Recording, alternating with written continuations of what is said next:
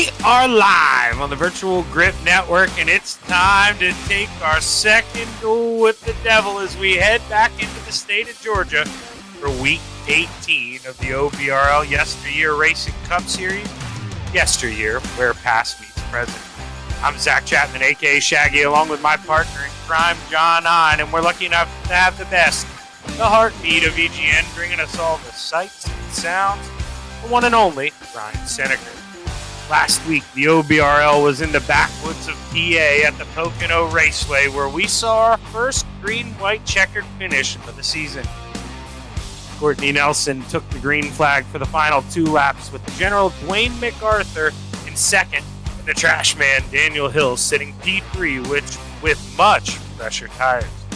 Somehow, Courtney managed to have the restart of his life and extend his gap to almost 8 car lengths as they drove off into turn 1, which would prove to be the difference. Daniel couldn't find a way around Dwayne until late on the white flag lap. By that time, Courtney Nelson was too far out front and had found his second checkered flag of the season. Will Courtney be able to keep the momentum as we head back into the Echo Park Speedway as we race? Well, not anymore. I thought we'd be under the lights, but we're racing in Atlanta. Now, John, when we rolled into Atlanta earlier this season, we truly got a full course feel of action. We saw the quote-unquote big one. Green flag pit stops and a long green flag run to end the race that saw Daniel Hill go 3 wide on the final lap with some lap cars to seal his first and only victory this season. John, with the new Aero update, we've been talking to guys here. I'm kind of going off cuff, man. It's changed the way I'm thinking about the race here tonight. What do you expect here after we'll tell him we got to speak to Dwayne MacArthur for a little bit here? Yeah, and this funny thing happened on the way back to Atlanta. iRacing put a new update out, took some grip away from these cars, and actually changed the way the air interacts with them. And it's actually made the cars a lot closer to drive to their real-life counterparts that you see on Sundays on your TV. The air will move you around. These guys are having to figure this out on the fly at 190 mile an hour around this track. And I ran the truck race with these guys last Wednesday night, and, I felt that. The air will push you around. It's like having a hand on the side of your car that's just kind of moving you around. You have very little to no control over that, and now guys are going to have to race a whole different way. Instead of looking up in the mirror and looking for, if someone's low, so I've got to hold my line, they're going to have to look up in the mirror and anticipate when somebody might be close enough to start to get them loose. So they are going to have all of that, figured out here as the green flag nears. And man, I tell you what, Zach, I've never questioned these guys. I've watched these guys go caution-free at tracks I thought never possible. I've seen, where I thought half the field would get DQ'd with incidents. I've seen them, not have any DQs at that point. But I do think we may see a little bit of chaos here tonight. I mean, their cars were already on edge anyway, but you add these new characteristics in, these guys are going to have their hands full tonight. Yeah, and John, chaos, perfect word here for Ryan to pull up those point standings, because when we take a look at that final transfer position here, 16th, look at that 3-point gap over Greg McDaniel at a racetrack where absolutely anything could happen. I mean, if you're Greg McDaniel, do you go out here, John? Do you try to qualify up front, or do you maybe hang around the back, try to let some things happen, and maybe pace this race? I get up front if I'm in his shoes. I want up front. I want to be able to control as much as I can control, because I got a feeling there's going to be a lot more that you can't control. But yeah, Luke Lane is not that far out. Neither is Lloyd Moore. I would say those 3 guys, and you flip over to the other side up there out towards the top. You got McDaniel, Wanamaker, Hislop, and even Chris Bates. Those guys they need some help. They need some good races here together, and they need some help on the other side of that sheet. But I'll tell you what, this is going to be a wild card, just like what Daytona is. We saw Mark Fish get a win there at Daytona. Anything can happen on a track like this. So you know what? Hurley or Martindale or any of those other guys, Negas pull out a win. All of a sudden, that's going to change the equation for those guys at the bottom of that front side of that list. Well, I'll tell you what, John, we're going to get ready to pull up the starting grid, and one of those names you just mentioned, you nailed it. I mean, look at Roger Hurley outside front row in the 77. This may be Roger's big chance here to go punch his ticket. But starting on the pole inside is that 59 of Sean Foltz. Yeah, and then the second row is going to have Wayne Hufford, and next to him, one of those guys that are pretty close to that cut line, Chris Bates. Jerry Isaacs on the inside of row 3. He doesn't have a win, but he's 180 points to the good. So you got to be feeling pretty good about Jerry Isaacs. To the outside, Clay Walker. And then the fourth row, it's going to be the number 7 of Dan Hill to his outside. The number 11, that's Tom Ogle. Gavin Adams on the inside of row 5 to the top shelf, the boss man, Victor Lane. Starting 11th is going to be Patrick Martindale to his outside, Josh Robinson. Jeff Lydon lines up on the inside of row number 7 to the outside, Courtney Nelson. Starting 15th is going to be Lonnie Corey and Fred Wolford III to his outside. Brian Lynch on the inside of row 9 to the outside, Eric McCluskey. I'm going to get better with that, John. Rounding out your top 20 starters here tonight is going to be Nicholas Self in the 19th position and Alan Wanamaker rolling off in 20th. Kelvin Mosier lines up in the blackjack position to the outside, Torrance Childs. Robert Crisco is going to start 23rd to his outside, Dwayne MacArthur. Andrew Medlin lines up on the inside of row 13 to the outside, Tommy Embassy. Yeah, and none of these guys from that row on qualified, so that could be a hint of strategy that they're going to hang out back and just turn laps here. But we got James Hislop and Kenny Allen on the next row. Bill Martin to the inside of row 15 to the outside, Bob Fellenbaum.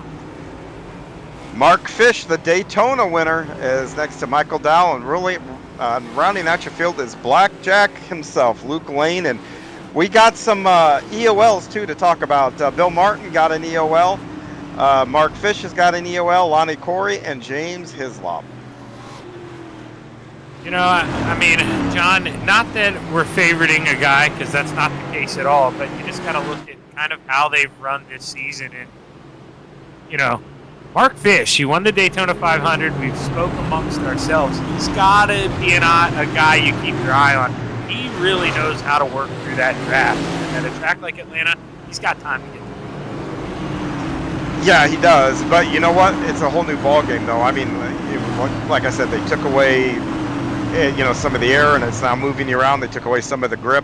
Whole new ball game. These guys are going to be. These guys are going to go to school tonight.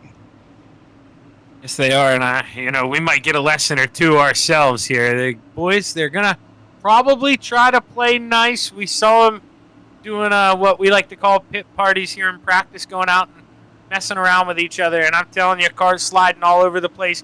Track surface is hot. It is going to be exciting. As the green flag is high, it's ready to fly 145 laps to dance with the devil down here in Georgia. Good jump there for Sean Foltz. And, John, that's a big move there for the 35 of Wayne Hufford. We talked earlier amongst ourselves, you don't want to be on the inside with guys to the outside. That's big. The bottom 3 there with a good restart. Early kind of hung back. Yeah, well, the top is no picnic either. Yeah, you get too far up there, the back end wants to swap around real easy too. So these guys, 145 laps. If the track is green, they're going to be white knuckling it tonight. See here, still double file. They're not going to settle down. We mentioned restrictor plate racing. Now, you don't want to lose that draft. Obviously, these guys want to show some patience here, but with tire wear, John, coming into, question here, possibly around lap 10 to 15, if that guy in front of you just didn't save those tires, you don't want to gap yourself too far. There's a fine line. You probably want to stay within about half a second of that guy in front of you, I'd say. Yeah, you don't want to be too far back. You just want to make sure, A, you have a partner. So if you are towards the back, you got somebody that'll work with you to make sure you guys stay in touch. The other thing, too, is, you got to be careful with the draft. If you get too close to that guy in front of you, you're going to turn him around without touching him. Tell you what, John, started towards the back. You mentioned Luke Lane didn't qualify. Maybe he was going to be a little patient. up 9 spots, up to 24th already. He is on a mission.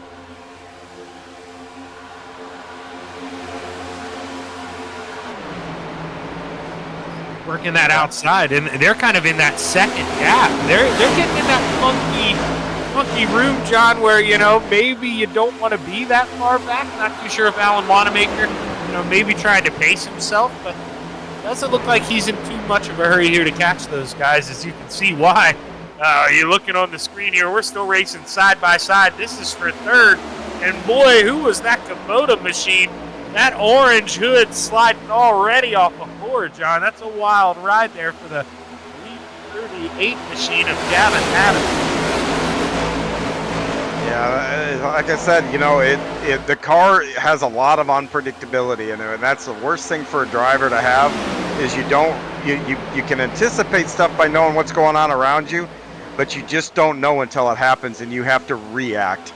And being reactive in a race car, that can get awful tiring mentally and physically by the end of 145 miles. Now, you know, I don't mean this as an insult at all, John, so hopefully he doesn't take it that way, but I believe Wayne Hufford, that may have been his first lap of the season here, at least under normal racing conditions.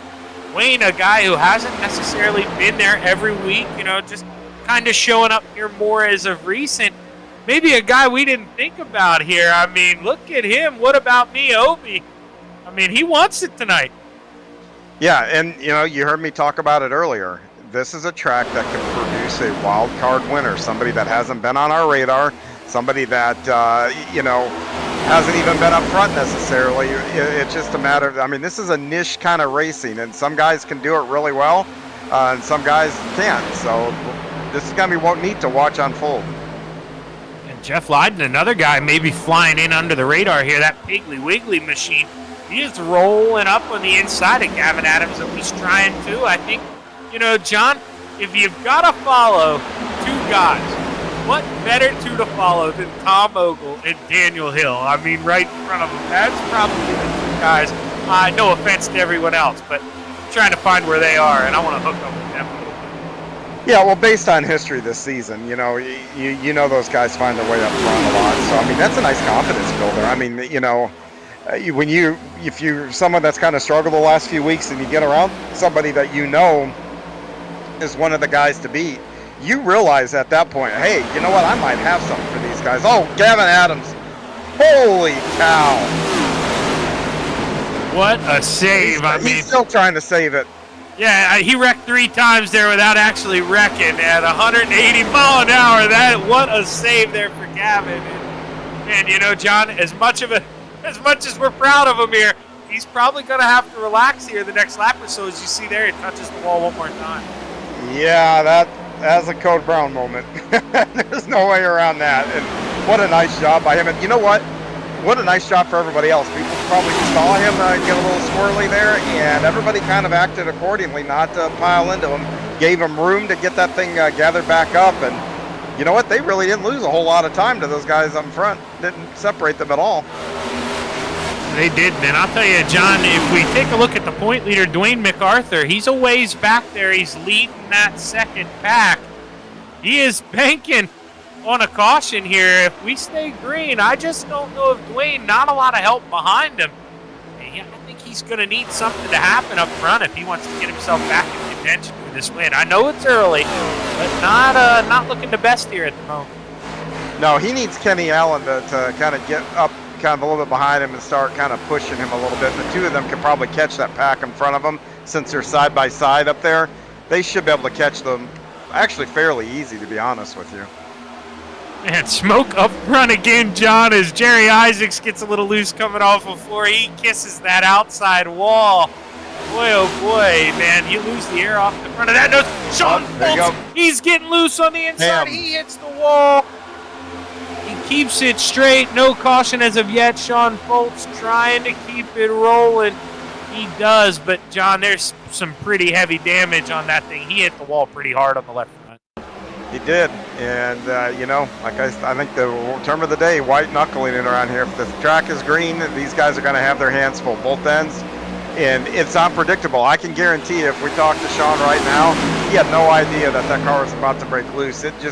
he probably did the exact same things he did the lap before, and nothing happened. I mean, that happens quick. Yeah, and I mean, you know, you mentioned, to me, it's probably the most realistic we've ever seen. And, I mean, we watched that happen to Bubba Wallace yesterday, same spot. Just get a little loose, you get some air sucked off you on the side, you go around. And as these tires age, John, news alert, we're only going to see more of it. Yeah, that's very unfortunate for these drivers because this whole, oh, we got a big wreck down the backstretch. First caution here, and oh, he's still going around, John, and oh, Wolford involved. Lightning McQueen. Patrick Martindale there, and looked like Gavin Adams. Gavin Adams again got loose in that Kubota machine at 30 and had to chase it down the track and right into Martindale there, and tough break for Patrick. Yeah, I mean, you said it perfect there. Gavin just loses it a little bit, tries to catch it. Nowhere for Patrick to go. I mean, he's just driving down the highway, John, hand out the window, minding his own business, and just gets clipped on the side. And truthfully, I don't think the damage would have been that bad until the hard contact with the inside wall. And he is definitely going to feel that here at restrictor plate racing at Atlanta. You see, John? Out. Yeah, but Jerry Isaac's going to come down pit road here. Jerry always does this stuff, and it pays off for him because he usually is somewhere in the top 5 at the end of the race. But, you know, I don't know how many sets of tires. I probably should have looked here before I opened my mouth. But 4 sets of tires here. You know, if I have the opportunity to have a fresh set of tires, I probably would. I don't know if I'd do it, though. You may not need to take tires, to be honest here. Tracks like this usually do pretty good on being able to extend the life of those tires. Let's see here, John. Maybe we haven't talked to Jeff Lyden at all this season, I don't think, in that 39. You want to try to pull him up, get a word with him here? Let's see. Jeff, Shaggy in the booth, man. You got a copy? I got you. Hey, man, looking pretty good at the moment. You got that Piggly Wiggly machine in P6. You know, with this new aero package, Jeff, how confident are we feeling? Are the cars slipping and sliding like they look like up here? Yeah, I've about lost it a couple times. Tried the high side and felt a little unstable up there, so my teammate let me back down. And unfortunately, when he did that, he ended up getting caught up in that wreck. Tough break here. John, you got any questions for the man of the 39? I do. So where's the car more stable? In the bottom, in the middle, or up top? I mean, where does it feel like it's most in the track? The middle is the best line, but you really can't ride that when you've got, you know, going 2 or 3 wide. So you got to pick either the lower high side, and you're running usually, you're using your feet a little bit more than you do at these other super speedways. All right, man. Well, hey, best of luck to you. Keep her going. Hopefully we can talk to you here at the end of this deal. Appreciate it. That's Jeff Lyden there in the 39, and he's running P6. He's got a pretty good shot right now. He's up front where you can control a lot more than I think you can in the back. Now, that's interesting, John, and something, you know, I mean, obviously it does come into play at restrictor plate racing, but he said feet, you know, he didn't say foot. So, well, for the guys out there, what are we possibly doing with that brake pedal here at restrictor plate? Instead of going up and maybe bump drafting somebody, especially in the corner, you drag the brake a little bit, so you don't get right up to them. It keeps your RPMs up. You keep your right foot in the throttle fully, and you can use that brake to just trail brake just a little bit, and it'll slow the car, but you won't lose your RPMs. You know, as opposed to letting out of the gas and then you've got to rev it back up, because these restrictor plates, if you start to lose RPMs, it could take you half a lap to even get just 100 RPM back, you know, and top speed back in the car. So using the brakes, smart thing to do, but when that car is moving around like that, yeah, you're white knuckling the steering wheel and you're dancing on the pedals. So just imagine that, and that's how busy these guys are. You know, obviously the penalty, not a big deal, but if you notice there as we were talking, there, the driver of the 39, you saw some guys get down pit road with that 1 to go. Now, they'll have to start at the tail end of the longest line, John, but yeah, that's interesting. That's what I wanted to say. Topping off, they think maybe they can go one more stop from here, I think. And if a guy like Josh Robinson's doing it, you better watch out as the green flag waves. we're back underway here at the Echo Park Speedway. Were they topping off or getting out of the eye of the storm?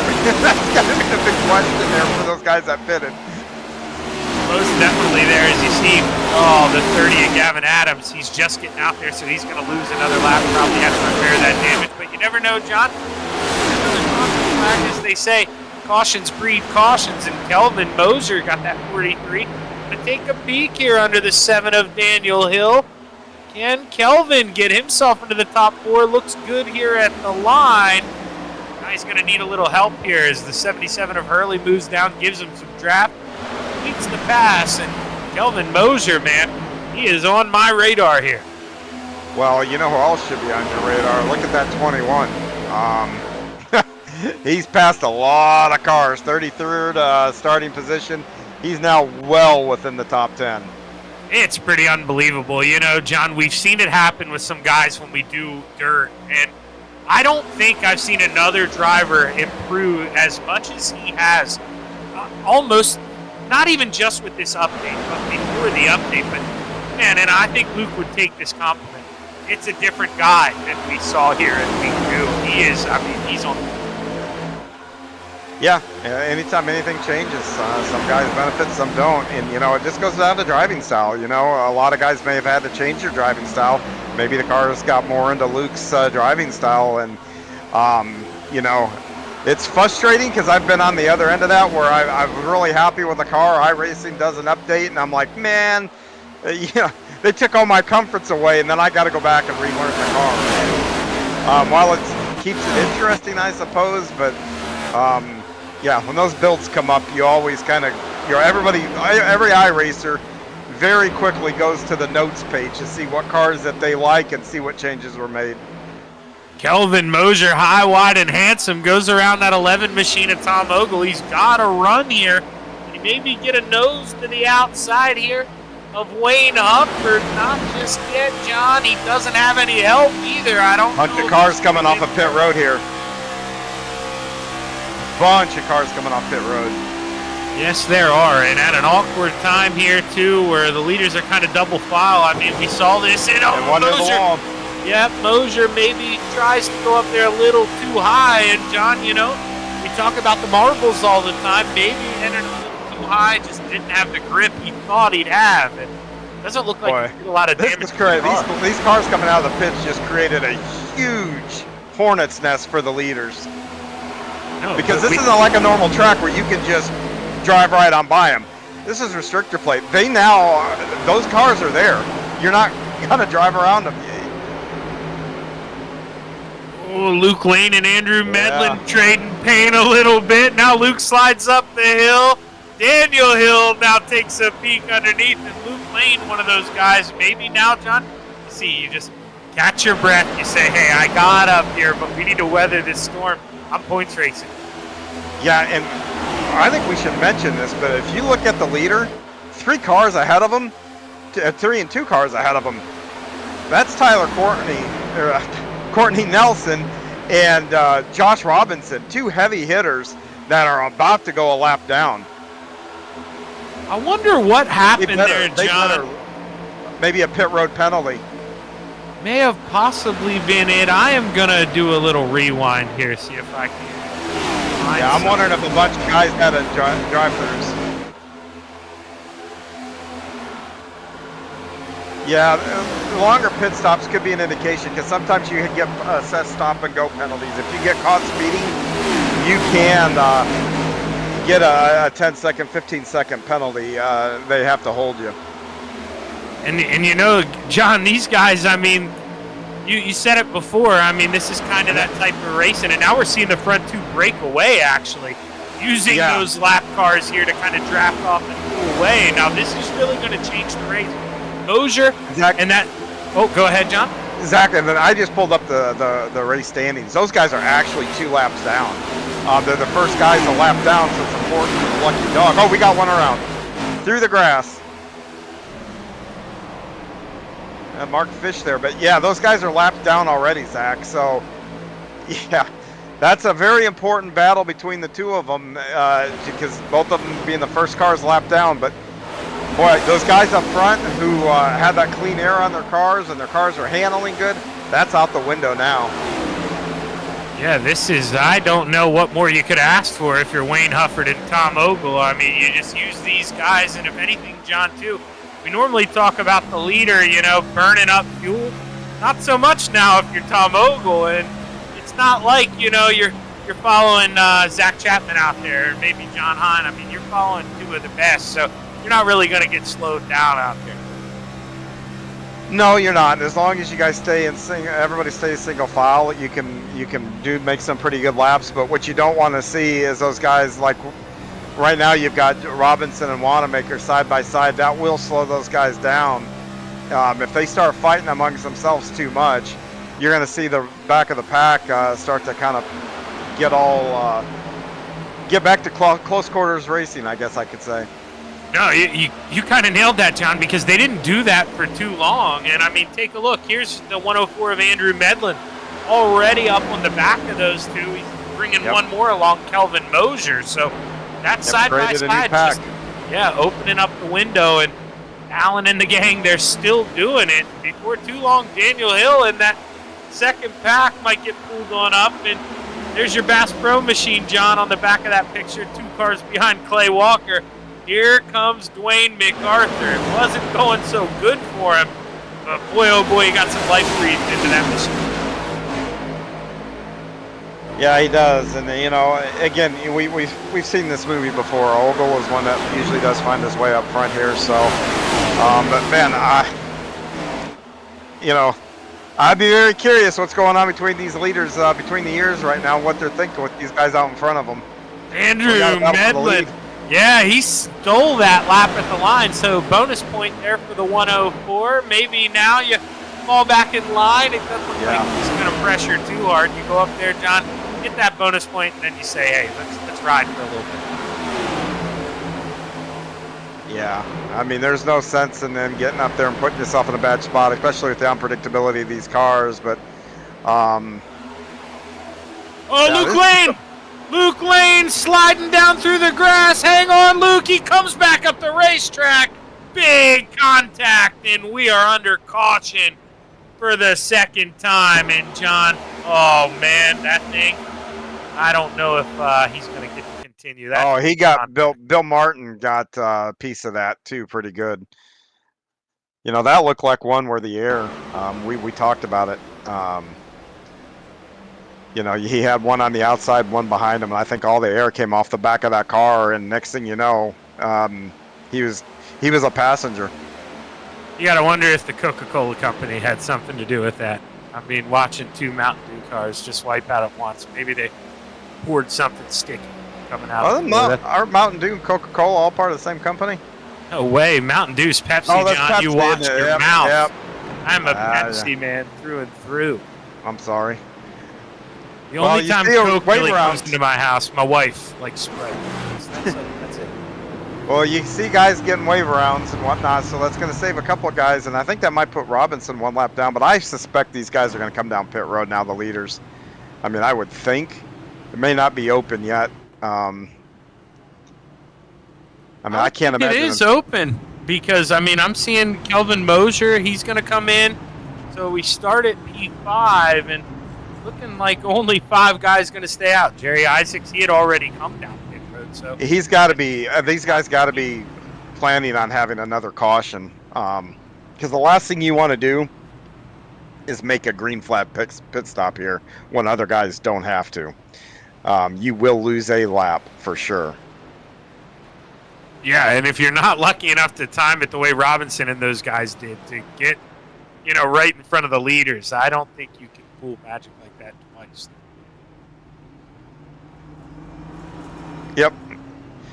We're hearing that report from the 21 that the car just snapped around, and that's looking the position of those other 2 cars. I promise you, that was a situation where the air got taken off the back of that car, having one out to your outside, one behind you, and round you went. I don't think that's the last time we're going to see that either.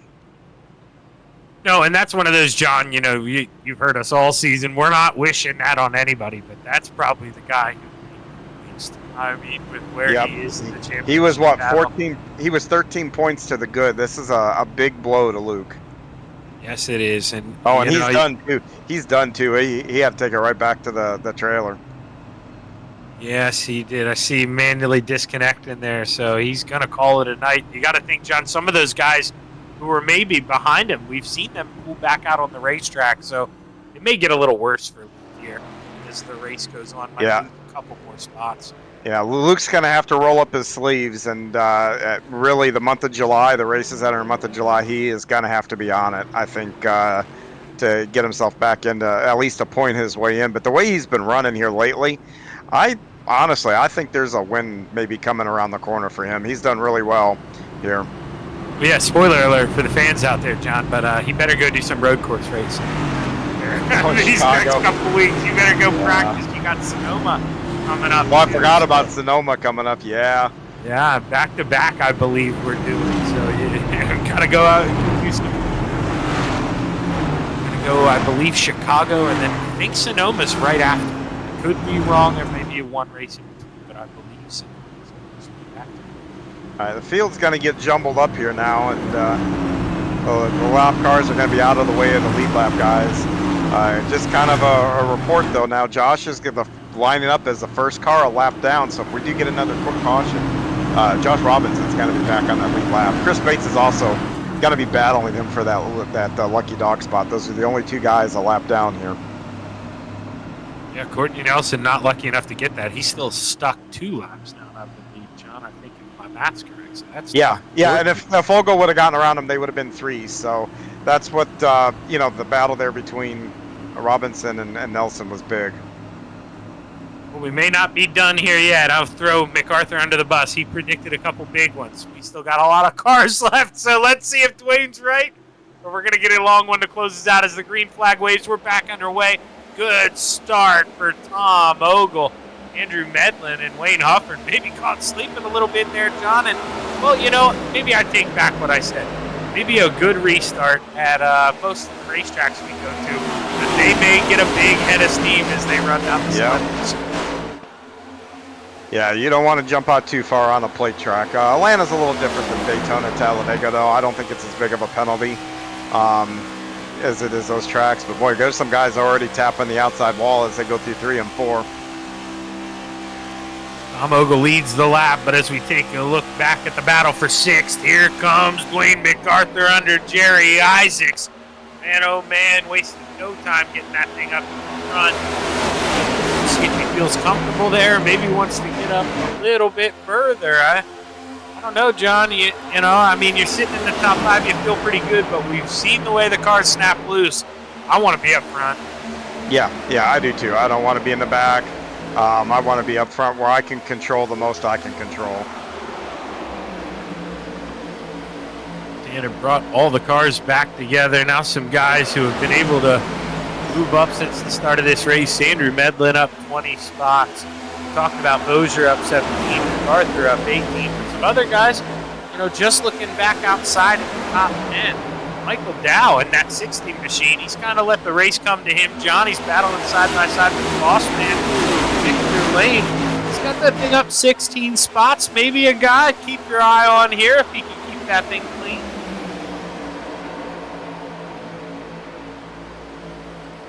Oh, well, big move, though. Who's that got loose one all the way up the track there? Kelvin Mosier. Mosier, yeah. And Medlin's still paying for it. Yeah, Medlin heads up driving there for him to give him the space. Yeah, he lost, I want to say, almost 10 spots there as Medlin fell back to 12. Or not 10 spots, but lost about 7, and he clips the wall coming out of 4. Man, oh man, you just back out of it, you lose your rhythm. That's how quick things can go wrong. Yeah, and you remember earlier when we were talking about feet, and what you're doing with the pedals. Remember I told you, lifting off the gas, even losing 100 RPM, it takes you a while to get it. He lifted there, and that right there was a perfect example. If you lose your RPMs, what can happen? You're a sit and duck until you get that car max back out. That's why you drag the brake instead of letting off the gas, not to hit somebody in front of you as you're trying to push. Daniel Hill thought about taking a peek there. You're seeing Clay Walker, Jerry Isaacs work the bottom under that 77 of Roger Hurley. Jerry Isaacs, one of the guys who Hill almost lost it. Yeah, he did. The trash man. There must have been a bag of trash down there going down the back stretch.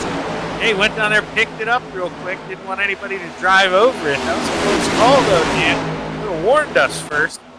Because, man, you see him, John. He needed to float up to the middle of the racetrack. He is still kind of letting those tires recover. When you got a guy on the outside, you're not going to float up to the middle on purpose. He needed to do that. He's struggling in that 7. Yeah, you know, when you have something like that happen behind the wheel, too, as you got a little loosey-goosey there, but when you have something like that happen, that next corner you go into and you got to do it full throttle, it makes you real nervous going into that corner. Boy, you got guys once again bouncing off the wall. These guys are just dancing. I think they're probably thinking they need tires at this point. The General took the lead here, John. Your Bass Pro machine out front, Dwayne MacArthur. Started 24th, no time at all up to the lead, up 23 spots here as you see some of the guys starting to slip and slide. MacArthur took full advantage and said, guys, I'll take that clean air. Yeah, and we also need to make it clear, though, that, you know, when you say my Bass Pro car, I don't root for anybody or, you know, or impartial. I just happen to work at Bass Pro, and so I always like seeing those colors be up front. Don't let him lie to you. He loves Dwayne more than anybody else. I'm just kidding. As Victor Lane here. That's another guy, John. Look at the boss man. Look at Luke's papa here in that 10 machine trying to get inside the top 5 here as he's working under Daniel for 6th. Look at Victor Lane here. He's got something for the game. Yeah, he does. And again, you know, I've said it a couple times now. Wild card. Look for a wild card person to be up front here, a player towards the end of it that we may have not seen yet this year. I'm telling you, if he could go up here, pull this one out, I don't think, you know, we may have a Dale Earnhardt win at Daytona situation. Pit crews might come out, high-five him here as he wins this thing long way away. But Victor, go up there, go run with the gang here as they're side by side. I don't like where he's at here, John. He's that first car on the inside, side by side. That's where you kind of struggle with that air. Yeah, you got a guy behind you and your guy to the outside, but it's the guy that's behind Victor that, you know, the 39 there. That's actually probably the toughest position because you've got a guy in front of you actually taking a little bit of air off your nose. You got a guy next to you taking the air off the back. Guy behind you taking even more air off the back of your car. So, you know, you hold your breath. There's a lot of holding your breath there if you're the car behind Victor. Now remember, John, 2 cars inside the top 5. Tom Ogle and Wayne Hufford have yet to pit. They have not come down pit road. Most of the guys around him came down lap 33. So I don't know about how long he's going to take a pool. I'd imagine we're going about 60, 70 laps, John. I mean, we've had some cautions now. That'll help them a little bit, but they're going to need another one here. You mentioned you don't want to make a green flag pit stop here. No, because you've got to pit from the backstretch, drive all the way around 3 and 4 on the apron. I mean, it's a long, slow pit road. You will lose a ton of time trying to get through. Not only, I mean, you're almost a lap on the apron. You know, you enter turn 3 right by where that light is down there. You get down there, get on the apron, drive all the way around, but you can't re-enter the track once you leave pit road until you're all the way back on the backstretch. So you're literally almost off the track for a lap to make a pit stop here. Man, I'm watching the guys start to slip and slide here. Yeah. Andrew Medlin got a little squirrely on the outside last time going through 1 and 2. Victor Lane got a little loose coming out of 2 here, and he's in that spot you talked about, John. That second car on the inside. Clay Walker getting a little loose on the outside in that green machine. Oh, boy. John, hold on, pull the belts tight. Oh, Victor just got really, really, really loose in front of Hill. That's going to back that inside line up a little bit, I think. Yeah, you can see the gap now between Victor and you know, everybody in front of him in that inside line. And at the same time he got loose, Medlin hit the wall coming out of 4 on the top shelf, so the guys behind probably holding the rosaries here. John didn't know which way to go.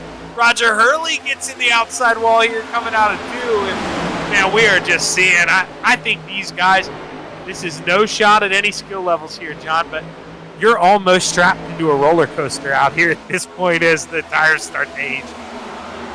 Yeah, you feel like you're kind of playing a little bit of roulette out here in what you do, and you know, yeah, it's.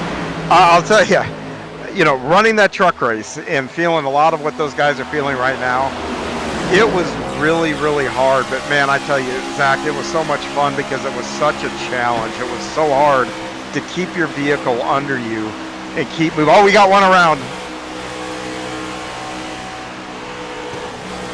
He's got to do some, oh, he's going to go down pit road there. Oh, and Vic Lane, I got loose too. Now he's all the way out of that pack. 2 cars going to lose it here. And Mosier, I'm not sure if he got woed down in time. The thing that scared me, Johnny, maybe he got under pit road. It may have been a clean entry. But if we watch these right side tires, they go out over the grass. Now Roger Hurley getting loose. Like I said, you know, it was a lot of fun Wednesday night. But it was, I cannot begin to tell you how hard it was to actually race and drive. It was such a challenge. I'm seeing it again here tonight. These guys, you know, the fact they haven't wadded them up in a big one yet, I mean, that shows you the skill level too from front to back in this series. You're seeing him still mix it up there. That's Brian Lynch on the outside, Wayne Hufford on the inside, and Brian able to set sail as he entered 3, get down in front of Wayne. You know, we're kind of seeing, John, I think this has diminished a 9, maybe 10 car pack here. These guys may be realizing, hey, tires not where we want them right now, and some of these guys have to pit. So let's behave. Let's turn this thing down a notch.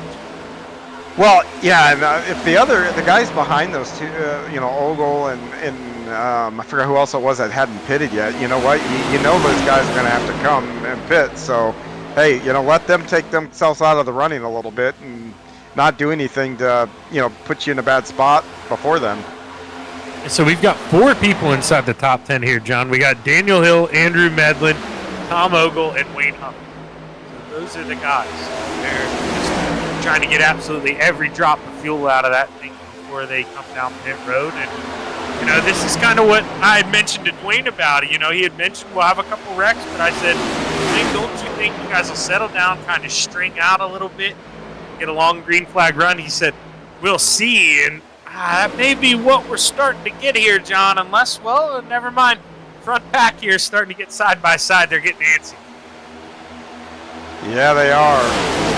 Just kind of slow that pack and maybe give some of those guys. Oh, hang on here, Hooters machine. Brian Lynch, big time save coming off of 2, but John is going to have the same problem now that we saw happen to Hurley, we saw happen to Victor Lane. He lost that draft. He's going to. Yeah, those guys are all going to cluster behind them there and get reorganized themselves and maybe be able to run these guys back down, especially if they get a single file back there. And with these guys up front here all running double, they'll run them back down fairly quickly. You know, John, I mean, I do want to tell these guys up front, hey, line up, let's be smart, let's try to pull away. But at the same time, how much, you know, I mean, we've talked countlessly about how the air is different. These guys truly are still learning right now on the racetrack. Do you think that's what we're seeing? Hey, I've got to try this so to know if I can do it with 5 to go. Maybe that's why we're seeing guys mix it up right now? Maybe a little bit, but sometimes when you get a run on somebody, you pop out because you might hit them, or you don't want to have to hit your brakes not to hit them and break your momentum, you know, because even dragging your brakes when you're, you know, that keeps you off the guy in front of you, but it still drops your speed a couple, 2, 3, 4 miles an hour. If you got someone right behind you, they might get into you because they're that close, or they can pop out and drive around you with no problem. So usually if you got to run and you don't want to break that momentum, you just pop it to the outside and kind of hope for the best. Maybe you can get them cleared. Speaking of hoping for the best, you know, leading that second pack, John, he may be a lap down. Josh Robinson, he might have different plans. He might not want the lucky dog. He might just race his way up to the front. He's trying to lead those guys, and he's actually kind of pulling away from them. We've seen them slide around. Josh wants to get up there, man. He knows he may not get another caution. Might have to get it back and, well, hope for a late caution and already be on the lead lap. Well, you know, being up front, you heard me talk about this earlier too, is that's where you can control the most. If you're leading the pack and you're out front, even though you might be in front of the pack and a lap down, that's where you're going to run into the least chances of chaos. I was privy enough, Ryan's got him on the screen there, Guarisco, that 28 machine. He wasn't very happy with trading paints. You know, he forgot to put the right paint on the car. He said he was talking to the guys. Maybe that's what he needs, John. I mean, he's running inside the top 10. We're almost at the halfway point. Right now, Crisco, he's got himself in arguably one of the best positions to win a race that he has so far this year. Yeah. I mean, you can see the front. You're less than you're probably a little over a second back, maybe even a half a second. Yeah, I mean, this is things that you can control. You're up front, good group of guys that seem to be able to kind of keep their cars under them. It's not a bad spot. And, you know, I think if you can't be at the front of this pack, you want to be where he is. I don't know if you want to be where Dwayne is, where Jerry Isaacs are battling side by side here. Maybe they wise up here, go single file. You know, we are seeing some of the best racing, John. Truthfully, we've seen all season. I mean, this isn't your typical restrictor plate. Guys are really, really fighting this race. Yeah, I'm starting to wonder. We're around lap 63. I have to wonder, our front two here, I think you said those are two guys that haven't pitted. I have to wonder how far they can go, because I'll tell you, Ogle being out front, and he's the one pushing the air, he's going to get less fuel mileage than even, let's say, Hill that's right behind him that's just letting Ogle pull him around the track. Yeah, that definitely will come into play. And, you know, John, is there any thought maybe the guys who, you know, had come down around lap 30, if we don't need as much fuel, is there a thought even 2 tires here, or do you need Well, you got to pack it full of fuel here. I don't think that, well, yeah, we're a little bit past, well, we're going to get to the halfway here. If they can get to the halfway, I guess maybe, but I don't think they're going to, I think they're going to have to pack it full of fuel. Yeah, I would think Ogle and those guys have to pack it full, but I mean the other guys, you know, that can hang out around 30-some laps. Can they do no tires? Is that maybe a thing? Or are you 100%. Tires? Here comes one of them, Larry Corey, I believe. I don't think he had been down pit road, but he was down a couple laps already. So, you know, but that's maybe a measurement here for the other guys, John. Yeah, quite possibly here. So, I mean, here's the other two things that, you know, they got to be cognizant and communicate that, which they do a good job. But, you know, one of the rules are if they're coming to pit road, they have to announce it. So, you know, they'll come out of the corner. Everybody will know that, you know, let's say Ogle is going to pit, because Tom will have to say, hey, you know, 11 pitting. So everybody will know to maybe give them that room to get to the bottom there. Yeah, and until iRacing gives us a button to stick our hand out the window and let the guy know we're pitting, that's exactly what needs to be done here when we're driving around so fast. And iRacing, if you're listening, not only to give the, hey, I'm pitting, but we also should have the ability to tell somebody that they're number one. Agreed. I think we'd see a lot less, you know, maybe altercations. You should do that, but hey, we got no problems in this league. And I'll tell you what, starting to have no problems up front, John. They're stringing out. I mean, as soon as I say that, we might see some big runs. It might go back to racing. But these guys are kind of stringing it out here. Yeah, and as tires fall off and everything else. But like I said, where you're going to see guys pull out, it's just a matter of a run, and you don't want to break your momentum. I think you just saw that now with, looks like that's Isaacs going to the outside. Remember, Isaacs got fresh tires too. Yeah, so Jerry Isaacs, if you remember, he had oh, we got a car to the inside, a little contact, big contact. Clay Walker, Andrew Medlin, and he is on the inside there going down the backstretch. I don't know if iRacing wants to give us a caution there. You can see Clay Walker get loose, come down over the nose of Medlin, and man, that's 2 hurt race cars. Yeah, that's a big deal. No caution. Yeah, sometimes when they spin off the racing surface, not always nice to us. Flagman keeps it in his pocket, and well, now we're down to leave an 8-car pack here up front. And, you know, John, those guys slipped up. They had to lift out a little bit. It's only allowed Josh Robinson in that second group to reel them in even further here. That's, you know, it was misfortunate for them, but that's what they needed. Yeah, this has been a lot of fun watching these guys dance around. Now, this lead pack is about to catch another pack of cars right in front of them. Maybe next lap. Oh, looks like Ogle and Hill are pitting. Now, this is interesting, John. Here you can see there's no pit road speed limit down here. No. So Daniel Hill, you can see he's making up a little time even on Ogle, doing a good job here on entry. You don't need to woe down here until we get to this cone. Oh, Daniel Hill, he loses it. The trash man, John, he didn't pick up the banana peel. Just trying to get as much as you can there. Oh, this is gonna, you know what? He had pit road issues a few weeks ago too when he was up front and was the fastest car at the end of the race. But that pit road mishap just sunk his chances to win. I think that was at Michigan. Let's be honest, John. I think it may have sunk Tom Ogle as well, unless he can find a partner out there now. Oh, that's a great point. He is going to be all by himself. I mean, he was relying there on his friend Daniel Hill, and that, oh man, not what he wanted. Yeah, those guys are laps down now. And Tom Ogle, John, still sitting on pit road while Daniel Hill. Maybe he's waiting for Hill. Tom Ogle, he got a speeding penalty. Daniel Hill is leaving before Tom Ogle even leaves. So goodbye here. Tom Ogle going to need a lot of help to get back into this thing. 2 laps down now as the leader just drives by. Oh my gosh, unfortunate here at the Echo Park Speedway, John. Oh, I'm going to wonder if Hill's not going to get a penalty coming out of pit road. He got up above that line just very briefly. We had one off. The 56 was off. It does not look like Hill. It doesn't look like iRacing's going to call it. No, Nicholas Self slow on the bottom through 3 and 4. Not sure what's going on with that 56, but Ogle is still in the pit.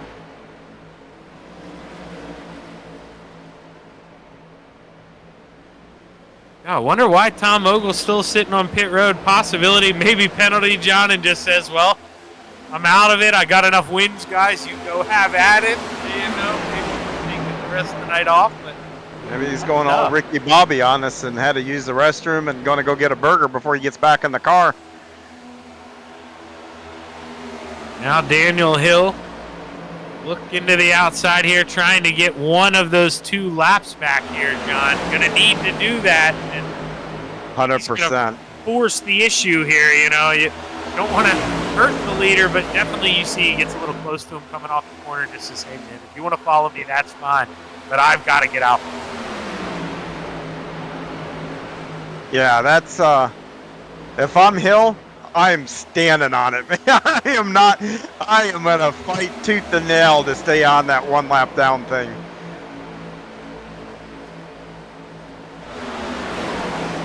Yeah, definitely not the ideal. Might frustrate your competitors, but man, I can't. Being 1 lap as opposed to 2 laps down is big. Yeah, Ogle is taking the car to the trailer. Tom Ogle decided to pack it up here. He's had enough. His 35 of Wayne Hufford rejoins with the lead pack. He is a lap or 2 laps down as well, John. I think possibly almost 3. Hard for me to tell doing all this math on the fly, but definitely it seemed like he did not want to have to make that green flag this time. You were right, John. Yeah, well, it didn't help that he spun either, because if he wouldn't have spun, he would, because now he needs not only a caution, but he needs a caution, a lucky dog to get back on the lead lap. If he wouldn't have spun, he might have been in the position just to automatically get that lucky dog and be well up the track and not have these leaders right behind him. We're down to the point where I want to say we've got 11 cars on the lead lap. And some of them, they're about half a track ahead. So if this thing stays green here, which may look like that's going to be the case, Jerry Isaacs, Wayne MacArthur, they are in prime real estate right now. And Jeff Lyden, we talked to him earlier, John, the driver of the 39, got him right in his sights. I think Jeff in prime spot, but he doesn't want to lose this draft here. Yeah, and real quick on the hill, he is the 4th driver 1 lap down now. So the one advantage that he does have, being right there in front of the leaders, if somebody else goes a lap down, he's got to be right there to get around them too, possibly.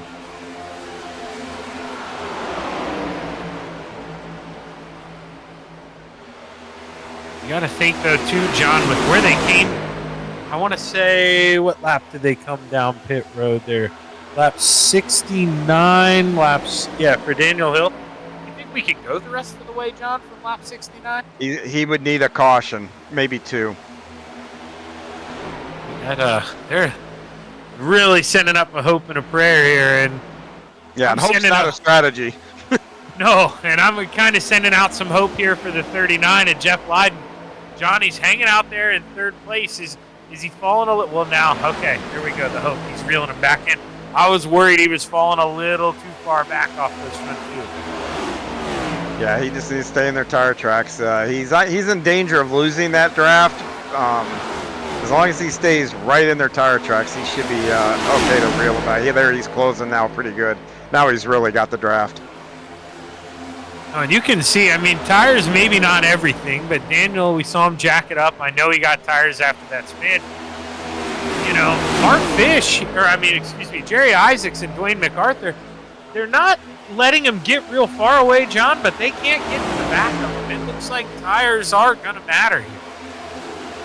Yeah, and, you know, if you're one of those leaders, take note of that. So if we get a late caution, let's say around lap 125 or something with only 11 cars, you might want to come in there and get some fresh tires. Yeah, that's a great point there. Right now, 11 cars on the lead lap. I mean, you're going to line up double file. You line up inside of row 6 if you would come out 11. Not going to be the end of the world there. Yeah, remember, we saw Luke Lane. You can pass, as much sketchy as it is out there, you can pass. We watched Luke Lane go from 3rd to 7, in 20 laps. So, you know, if you want to get up on the wheel, you can get around guys. And I've been waiting all night to say it because I know it was a hot topic in the driver chat yesterday, but you might even have to do a little side drafting to pull some guys back to get around them. There we go. I was waiting for it as Eric McCluskey and Crisco battle side by side. This is the battle for 4th here. They're just trying to follow Josh Robinson back up to that lead pack. But, man, that front 3, they have kind of walked away. They're in the middle of 3 and 4 already. So, Crisco, the boys here, they're going to need some help. I don't know, you know, John, that's maybe the camp where you're in that second pack where you don't try the tires to kind of catch up. But I don't know. It's going to be a stretch. Yeah, if you're in that second pack, you just want to get everybody nose to tail and start trying to run them down. Isaac's coming to the pit. Yes, he is. Jerry Isaacs coming down pit road, leader hitting pit road. That leaves 2 cars out front, and one of the guys. Isaacs can make it from here.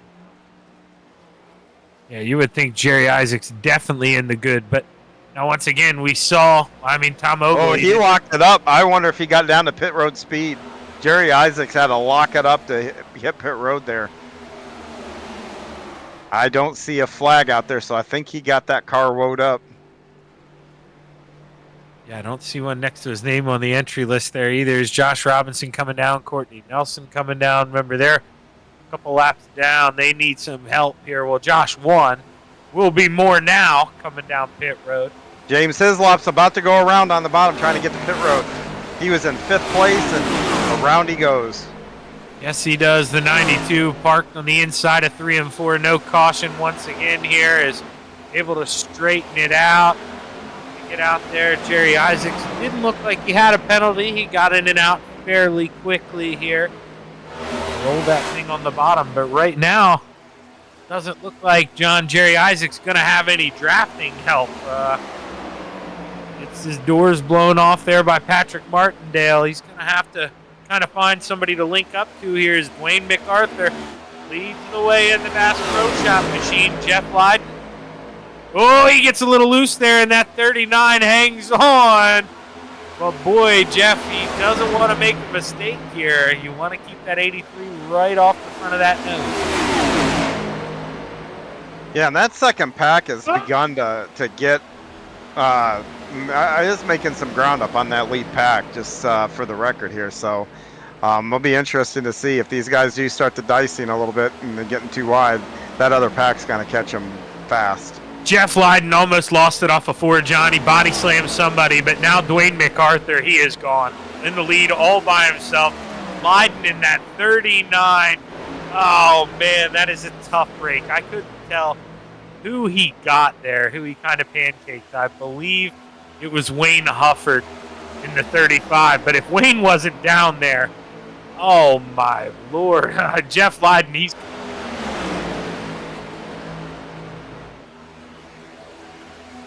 Trust me, Ryan, it was the 35. If it's not for Wayne Hufford, that 39 goes around. Okay, I lied, Ryan. You were right. I rewinded. It was the 104 of Andrew Medlin. So once again, I tell you, he's the best to start the race. He is the best. He knew, but Andrew Medlin, he kept that car from going around. And now, John, if you're Dwayne MacArthur, what do? You're out front all by yourself. Leaders! Oh my gosh! Big wreck in turn 2. Or 3 and 4, sorry. It looked like the 96, I'm guessing, started to lose it on pit road and overcorrected. I haven't looked at it yet, but that's what that kind of had the look of. Overcorrected and went up the track, and yep, that's exactly. Oh, and Kenny Allen, Fellenbaum. That was a big, hard hit for a lot of guys there. But yeah, the 96 was... We've seen it, guys start to lose it trying to get to pit road, that long sweeping corner, and he just the 96 overcorrected and right up the track. Oh. That is a hard hit there. That's a big break. That's a big break for the 83. Yes, it is, and you got to think, John, terrible break for Josh Robinson. He was already a lap down. He had just come down pit road a couple laps before. Now, not going to be that lucky dog. That's a tough break for Josh. Yeah. So our leader's starting to catch up to the pace. And unlike unlike other tracks, so Josh, the one thing that is possible that is a lot harder at other tracks, because I said you can pass. Josh can drive back up there and pass the leader.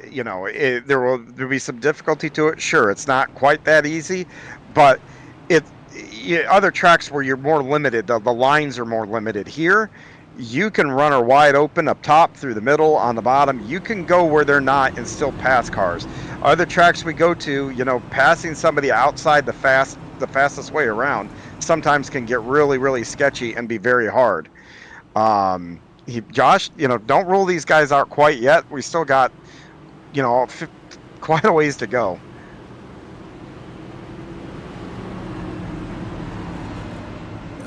Right as our wonderful man in the back, Ryan Seneca, tells us he's going to get the lucky dog, he drives around the outside. Michael Dalbeck on the lead lap. Now, John, Jerry, though, on the lead lap, there wouldn't be a chance that you wouldn't come down pit road here, right?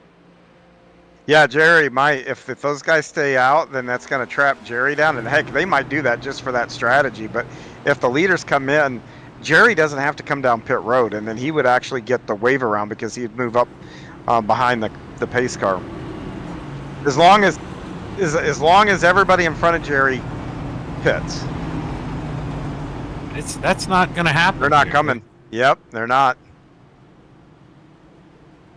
Now, John, you got to think that means they think there's going to be another caution, right? I mean, we can't make it the rest of the way on the field.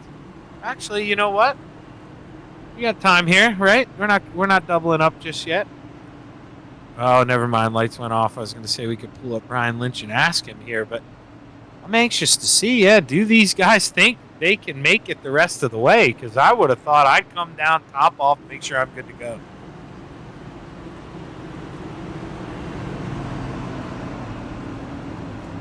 See here, 7 cars going to be in that front group. Now, we did mention Michael Dow, he got the lucky dog. He's sitting on pit road right now. He's going to come.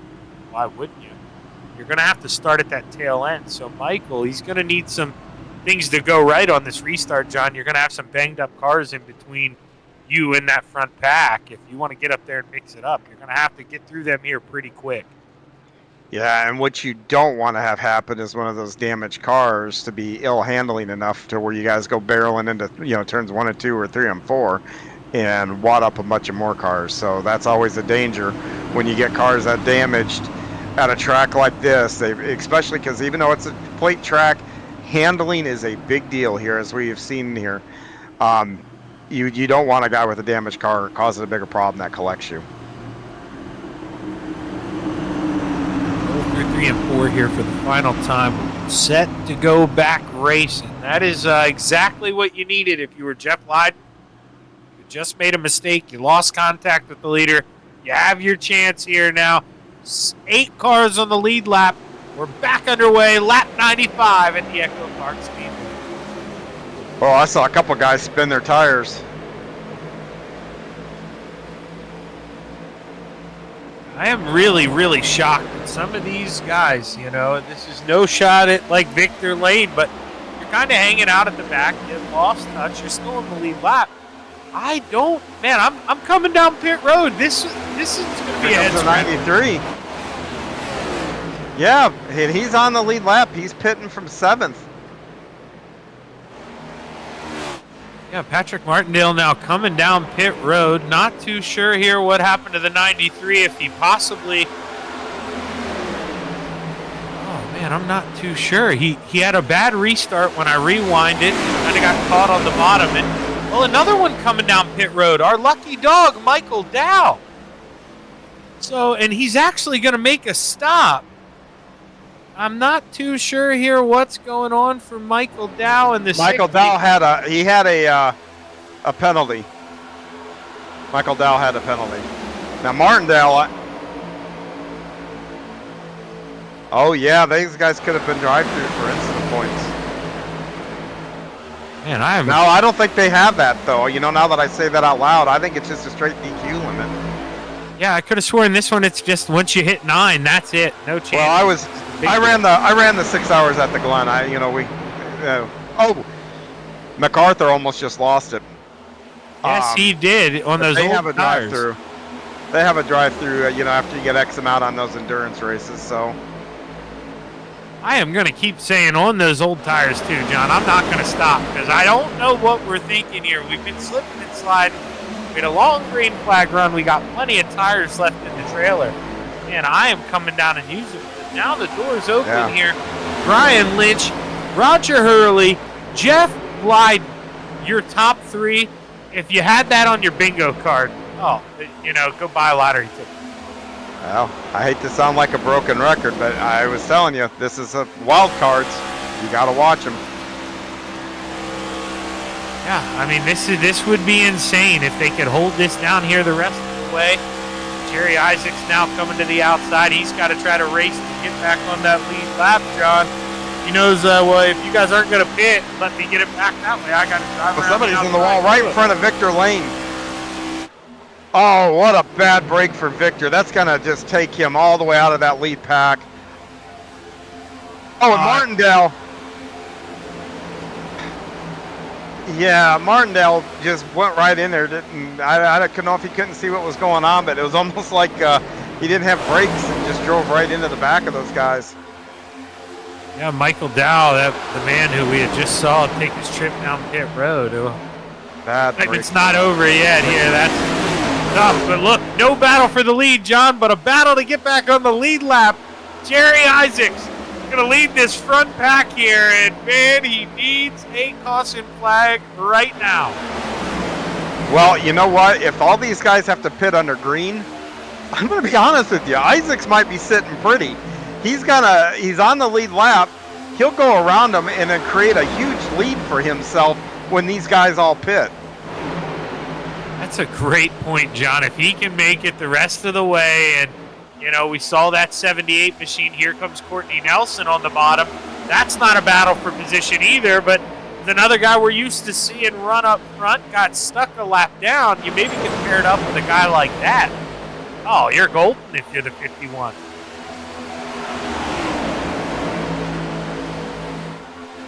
Wayne MacArthur back to the lead, but Roger Hurley trying to bring that 77 back with a full head of steam here, riding that middle lane, which we've heard is possibly the most comfortable. Maybe thinking about a cut down as MacArthur looked to get a little bit loose, doesn't lose a lot of speed, stays in the throttle. Now battling for second here. Brian Lynch thinking about going low here in one. Just can't find the run. Doesn't use the top shelf open for the lap down car, the 78. Courtney Nelson. See Courtney here trying to get one back here, just like his buddy in the 51.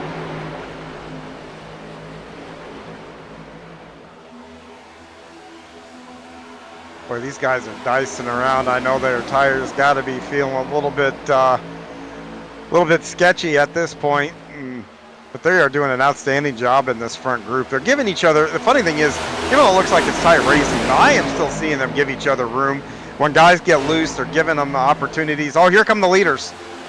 Here comes MacArthur. Oh, he got in really, he's going to make up a lot of ground that I've seen, but I'm wondering if he can hold it without spinning. Man, Boy, MacArthur did a great job. He attacked that corner on the apron. He did it better than anybody that I've seen so far.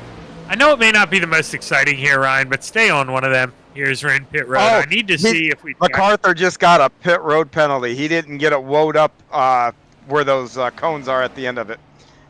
That's gonna kill MacArthur. Well, you heard that could be the race for him. Yeah, I'm so curious. So okay, they're gonna jack up the right sides here. This is why I want to see her. He'll have to come back around and do he may have to come back around and do a drive-through. Okay, so they're going to get 4 tires here and fuel. Now, John, Oh, Josh Robinson now getting loose here. He's able to catch it off at 2. But, Hurley's coming in. Garisco's coming in. We have to turn our attention to those guys on pit road now. We are seeing way too many incidents trying to get to pit road. John, I'm scratching my head. Why didn't we come down under caution here? Why are all these guys coming down now? I truthfully, I'm not playing dumb. I don't understand. I think it was a big thing where they thought, another caution would come out. Now, Jerry Isaacs, you're watching him right now. Okay, he is in 3rd place. He is about to take the lead here by an absolute lifetime of a margin. I mean, this is unbelievable. Jeff Lyden, the next car on the track, he's 21 seconds. What I tell you.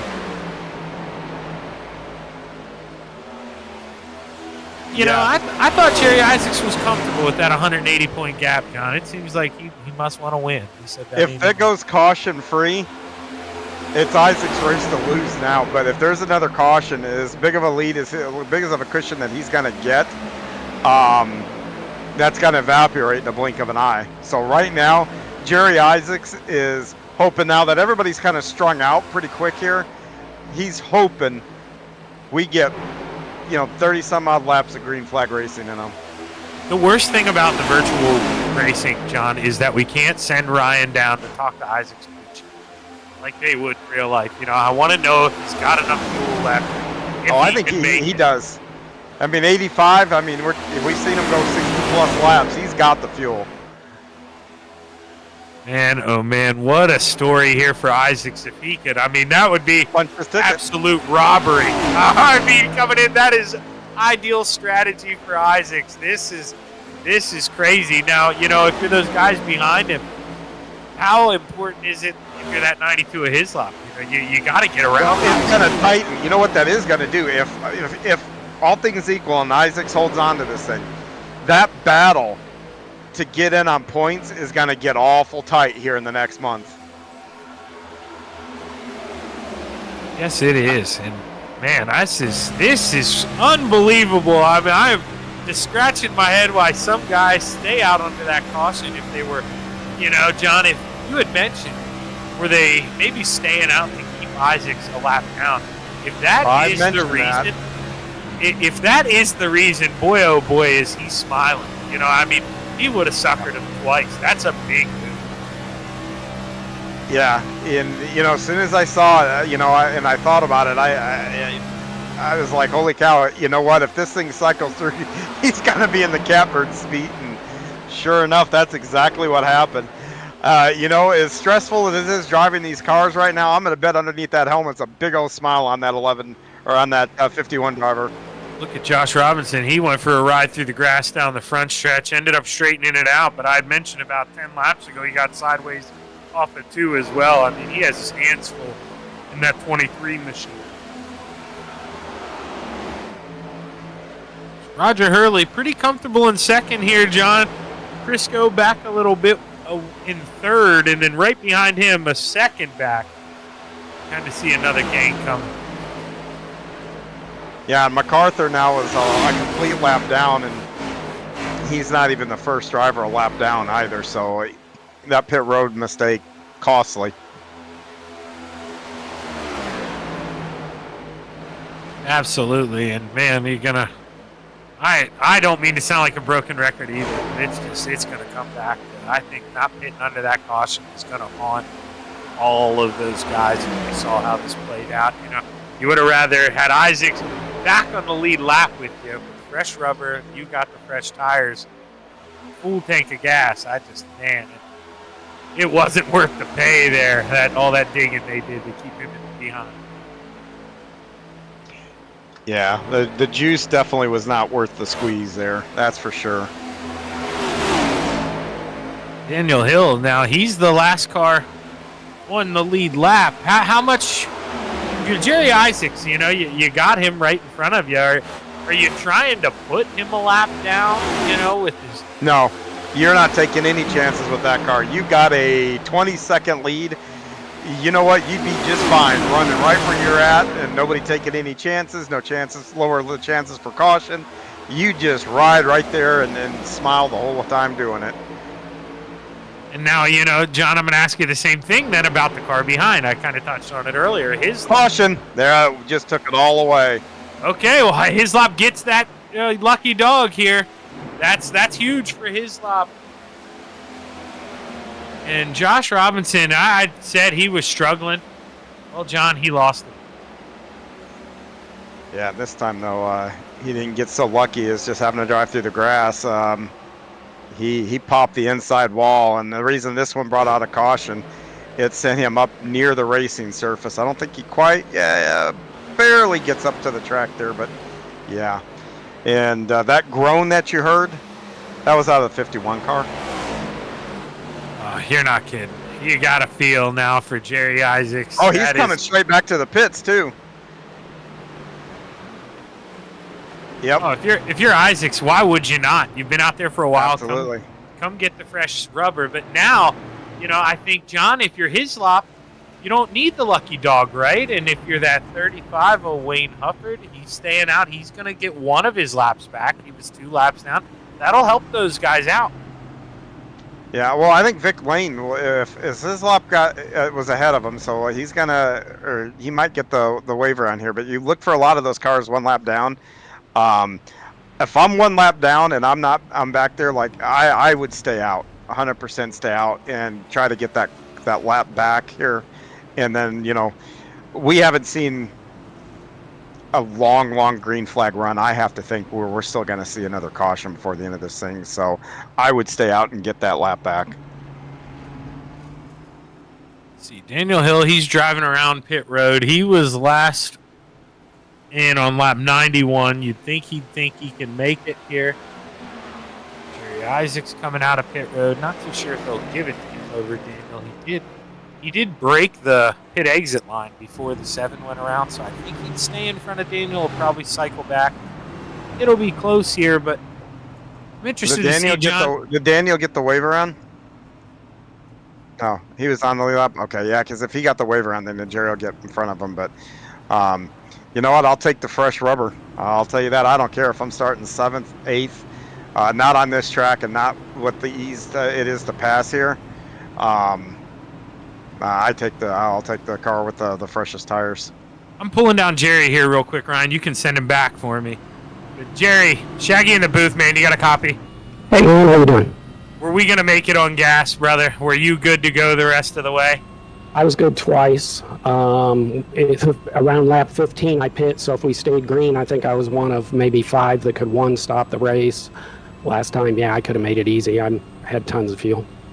Well, you know, it's not going to be fun, but you still stand a chance on the lead lap. But, man, you think you got the race car to beat. We've seen a lot of speed out of that 51 this year, but haven't talked to you last. Can you go get this one? I'm going to give it my best. We'll see. You got anything for him quick, John?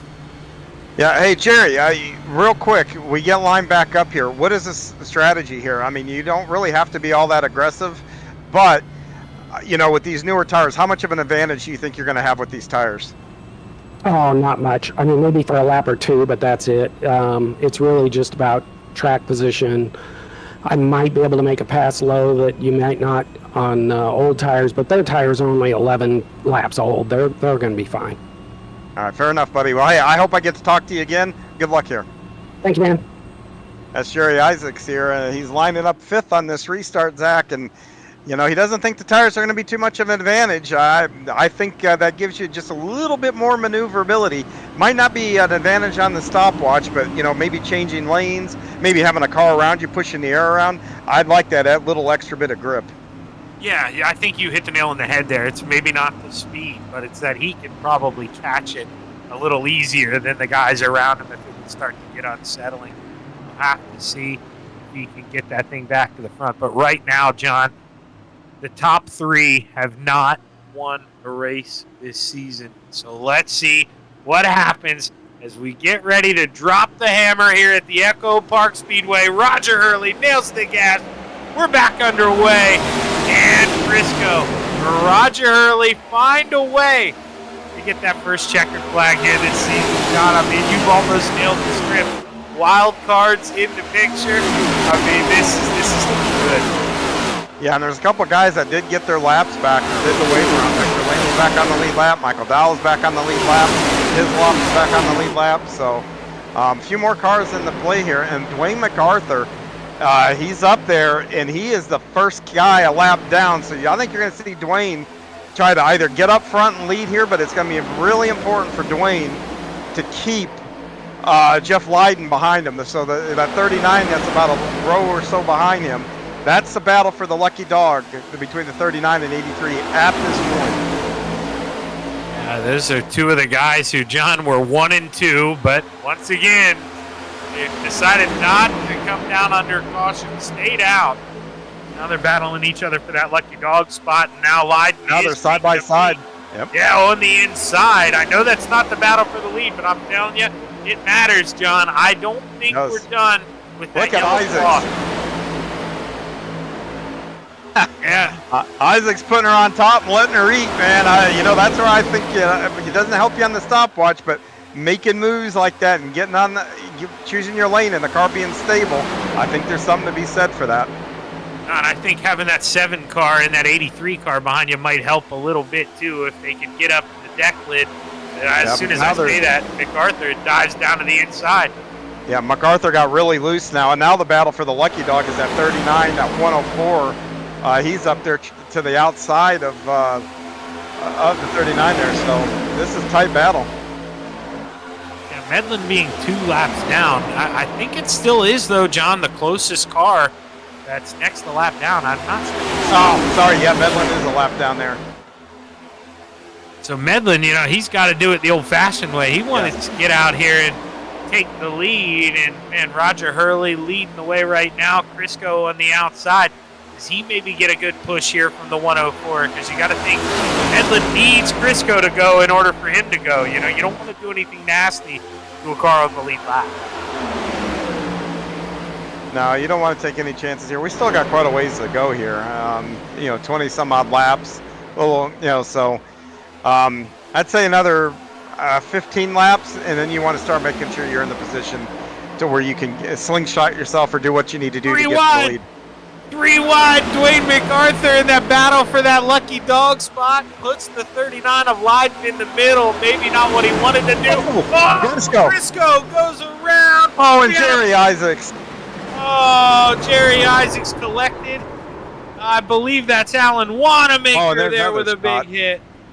Oh boy, Crisco loses it in front of the field. And guys, welcome Dwayne MacArthur back on the lead lap if he got through this thing without any incident points. He got pretty close to making contact. Yeah, oh man, Wanamaker probably thought he was going to make it through that, and oh man. Yeah, now, John, right now, Jerry right Isaacs here, do you think the 83, it looked like he was clear? I don't think, Ryan, rewind that real quick. Did the 83 make any contact? The only reason I say that, John, if he gets an incident point, he won't get the lucky dog. I don't think he gets into the back of him. It was as close as it could be. I'm just even rotating. You've done enough iRacing to know that sometimes you will get that 0x or that 1x without actually touching somebody. So, yeah, that's close. Oh man, I hope he got through that. If not, he's going to be stuck in line. But man, that was a close call. And tough break. And Andrew Medlin, I think, is the first driver that I think pointed out too. So with all the incident, there goes MacArthur. So he got the wave around. But we have seen a lot of incidents here, and we haven't really touched on it a whole lot. But you're only allowed 9 incident points, and for everybody that's listening may not be familiar with what's going on in the sim itself. Every time that let's say you spin out, you might get a 2x. If you cause a wreck, you get a 4x. If you're in a wreck, you get a 4x. If you get 9 of those, accumulate 9 of those points, you are parked in this league. There are rules, which is a great rule.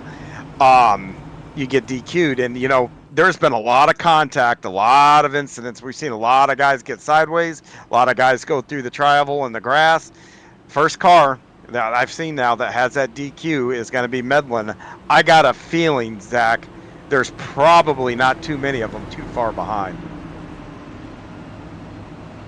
Yeah, this is they've got to be close. So they're definitely pushing the limits here. And John, as much as you don't want it to affect the outcome of a race at this point, these drivers, it's going to weigh on their mind. They need points. So you got to try to keep it straight here, bring it home. Hey Ryan, real quick, I don't know if we can do this or not, but we got a little bit longer caution here. How many guys are now in the top 10 that don't have a win yet? Because I know Hurley, I don't think Hurley does, and he's sitting there P1. But how many other guys?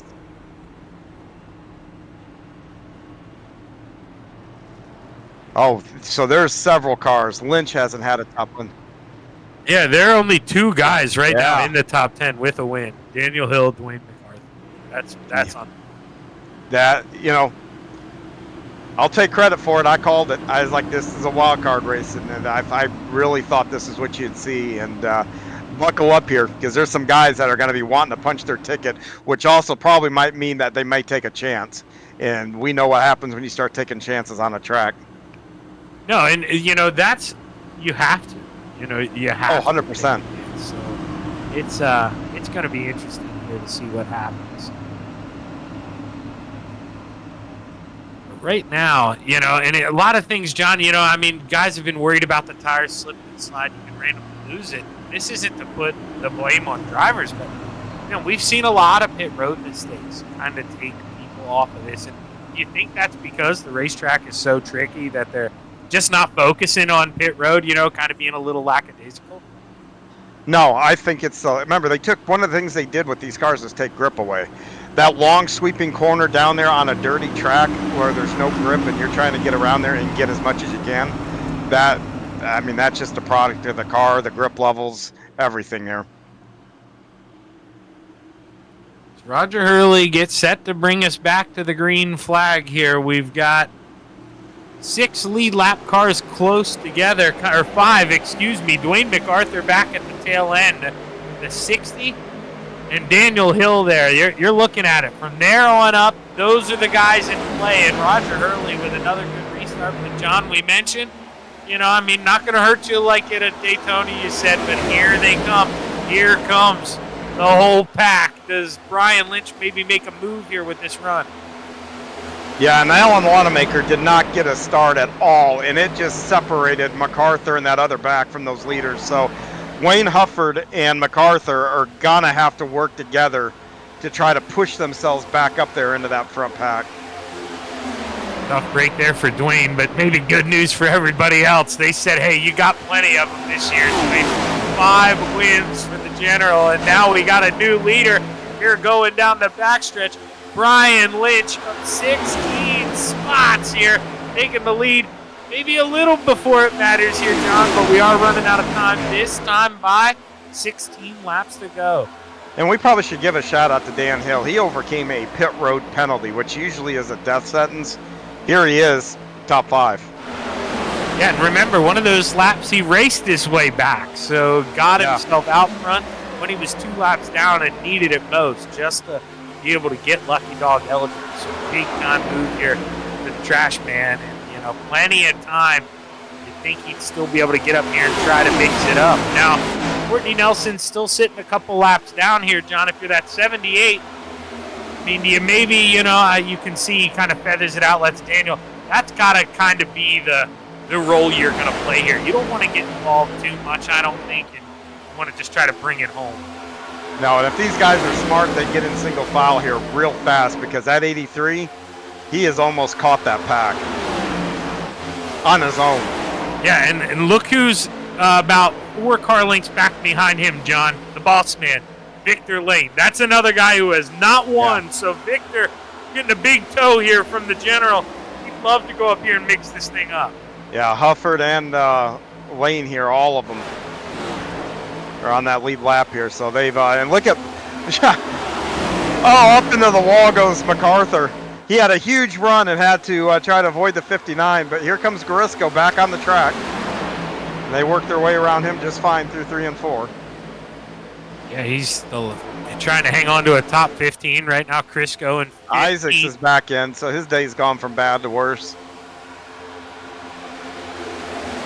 Here we go. I mean, the window's starting to slide open. No money there yet, but it is getting close. And Wayne MacArthur, he can sense it. Here he comes with another big run. He's going to look to the inside of Lightning McQueen, give him a little ka-chow here. Red Wolford going to lift out, let him go to the inside. Courtney Nelson, you wouldn't think he's going to put up a big fight here, John. And welcome Dwayne MacArthur to the lead pack. Yeah, and there's a few of these guys that are laps down, like Nelson and Wolford, I believe. They, you know, they've got to start thinking about, hey, maybe I need to step out of the way here and let these guys settle amongst themselves. We're not quite to that point yet, but eventually, you know, they also want to be that first car lap down and try to, because right now the battle for that first car looks like it's going to be the 35 of Hufford and Wanamaker. Top four haven't won a race yet, John. 5th and 6th have. Do we work together here as Michael Dow? He looks like he's going to get picked off by Daniel Hill. How wide do we keep these things? You say, hey, we want a new winner here tonight. Well, 13 laps to go. You know, it's not quite time yet to try to start blocking everything, because that's a good way at this point probably to get wrecked. You know, where you really want to get aggressive with the blocking, maybe 2 to 3 to go, because if they pass you with any more than that, that's going to give you time to recover and maybe use the draft to your advantage to get them back. Well, 10 to play this time by here. Brian Lynch leading the way. Roger Hurley as close as he's been all season to bringing one home, hanging out P2, and James Hislop up 24 spots right there in 3rd, but the man behind him, the hard charger right now, John, started, let's do some math here, 32nd, shotgun on the field, P4, but we got a new leader, Roger Hurley. He wants a little taste here as he leads lap 136. Yeah, nice little push from the 92 is able to get him out in the lead here. Now the question is, the 92 stay patient, stay committed to the 77, or does he go up, try to shoot to the outside or the inside to take the lead himself? I don't know if that yellow cloth is going to stay away here, John. It's going to start to get a little feisty here. We're coming to 8 laps to go. Daniel Hill trying to mount the charge on the outside. Here comes Victor Lane, taking a peek on the outside of the General. Couldn't do it. MacArthur going to get up to the outside, but here we go. And now James Hislop to the lead, John. Yeah, public service announcement. These guys, probably from here on in until the checkered flag falls, they're probably not going to do any. They're going to be holding their breath from here on in. They might be holding that that right foot flat here, too, as we're going to get another lead change. Brian Lynch now taking a peek on the inside. Oh, boy, Roger Hurley almost made it 3 wide, but he got the door shut, John. This is getting good. I cannot begin. There's no words I can use to tell you how intense it is for these guys behind the wheel right now.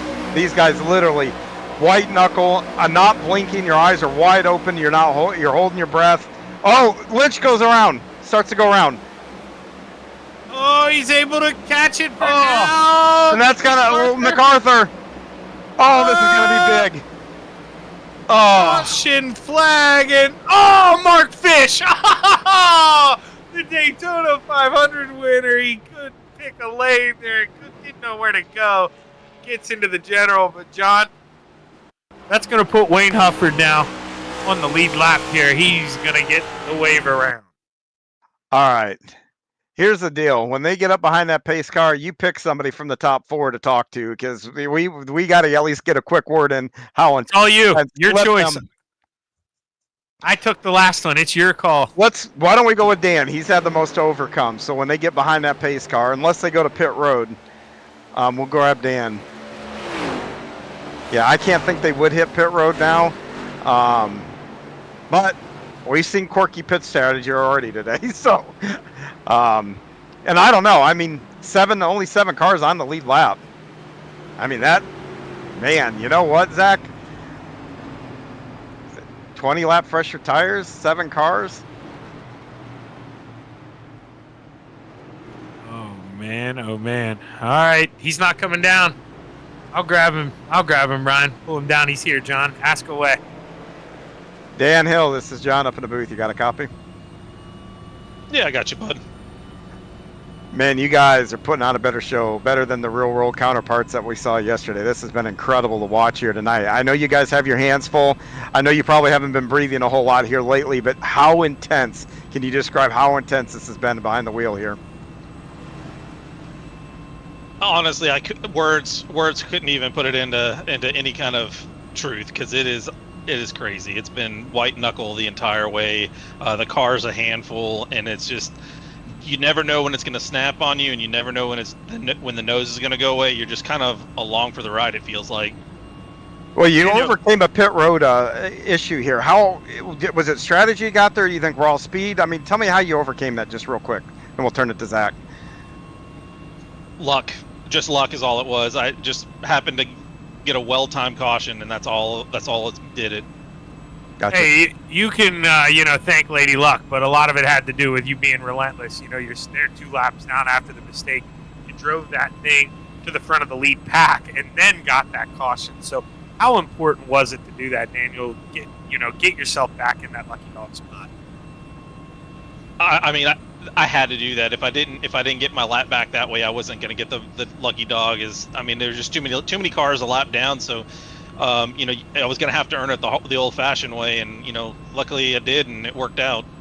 Well, speaking of, man, these guys in front of you, they haven't won yet. They're going to make you earn this. So go do it the old-fashioned way. Give them heck here, Daniel. We're rooting for you. Oh, you know me. I'm never going to give one away for free, so they're going to have to earn it. There we go, man. Daniel Hill, John, I like it. He's feeling good, and I think you're going to have to watch out for him. But look right behind him, John. Victor Lane, points haven't been his friend this year. I mean, he is still kind of in contention. I wasn't watching. He's there. I wasn't watching pit road, but did anybody pit? 5th, 6th, or 7th? Did anybody pit? No one from the lead lap did. Okay, so Wayne Hufford does have fresh tires then. He's all the way to the back though. He's not going to line up because he got the lucky dog, so he's not going to be up here with those top 6. Oh my gosh, John, how did I not process this? Back-to-back green-white checkers. This is the natural one, as we're going to get the green here. And these guys are going to drive harder than they have all day. So we've been watching them slip and slide, and that's been them, I know relatively speaking, taking it easy. These guys now, this is where you're going to push with everything you have. This is going to be fun. Yeah, and I'd say the natural green-white checkered for a reason, too. If they I'm just going to turn my microphone off. I'm like, you guys, and I'm just gonna watch at this point. If we get a quick yellow here, John, we could extend this thing. So guys, hopefully put enough gas in this. We'll have to see. Last week we had quite the show with 2 to go. We'll see if we get one again. As James Hislop drops the hammer, we're underway. Green flag in the air, 2 to play. Victor spun his tires there, so he's got a little bit of a gap now between he and the front guys there. Battle on side by side here for second. Is that what you want to see if you look up in your mirror there? If you're James, where do you protect, John? Do you go high? Do you go to the bottom? Here they come. You go to both. These guys are just now getting up to full speed too with those restrictor plates, so keep that in mind here. So now it's game on as you come out of turn 4. As we roll out of 4, white flag in the air. We've got 1 lap to go here. It doesn't matter what happens, checkers or wreckers. Can James Hislop hold on? Here comes Roger Hurley with a big run on the outside, trying to look. He has no help. Hurley has no help. There he goes. He gets some. The Hooters machine goes up. He gets into the side of the 7 of Daniel Hill. Here comes Victor Lane with a big run on the bottom for P4. But final time through 3 and 4, John. Checkered flag waves. We got another first-time winner. James Hislop wins at the Echo Park Speedway here in Atlanta, Georgia. Roger Hurley with a P2, and the Trash Man rounds out the podium. Whoa, what a race there to the line, John. Yeah, and someone needs to let the medical team know to get as many oxygen tanks and masks to the pit road, because I think a lot of these guys are going to need it. What a great show. Oh, man, you look at that gap between the top 2. Nearly identical. Maybe. Yeah, you can't blink your eyes that fast. That's how quick it is. How little the gap.